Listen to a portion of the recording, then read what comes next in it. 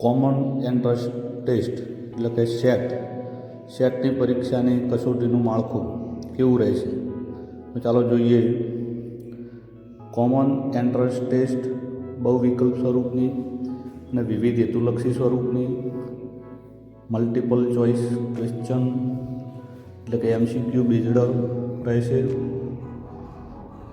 Common entrance ટેસ્ટનું પ્રશ્નપત્ર 120 ગુણનું તથા સમય 150 મિનિટનો રહેશે.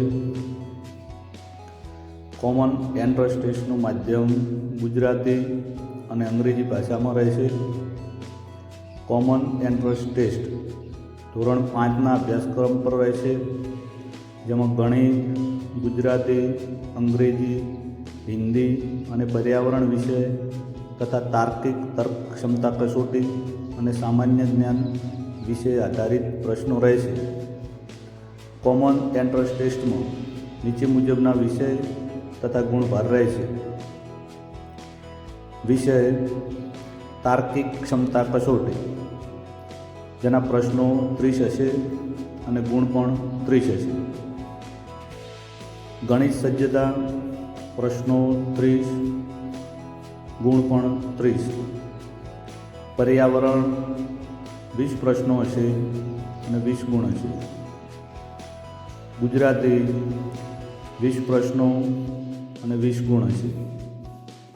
અંગ્રેજી અને હિન્દી બંનેના 20 પ્રશ્નો હશે અને એના પણ 20 માર્ક્સ હશે.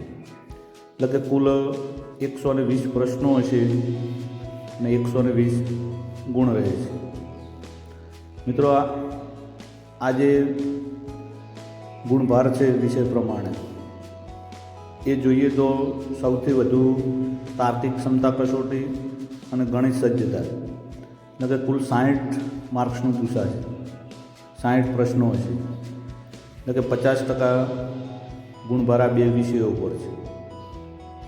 બાકીના વિષયો પર્યાવરણ, ગુજરાતી, અંગ્રેજી અને હિન્દી એ 4 વિષયો થઈ અને 60 પ્રશ્નો છે, એ 50% છે. આપણે તૈયારી કરતાં આ ખ્યાલ રાખવો જોઈએ કે કયા વિષય ઉપર વધુ ભાર આપવો અને કયા વિષય ઉપર વધારે મહેનત કરવી. એવું નથી કે બે જ વિષયો ઉપર વધારે ભાર આપવાથી આપણે પાસ થઈ જઈશું. દરેક વિષય મહત્ત્વનો હોય છે.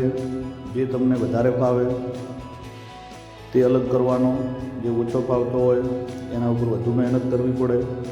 પરંતુ દરેક વિષય બહુ મહત્ત્વનો છે અને એ પ્રમાણે આપણે તૈયારી કરીશું. Best of luck.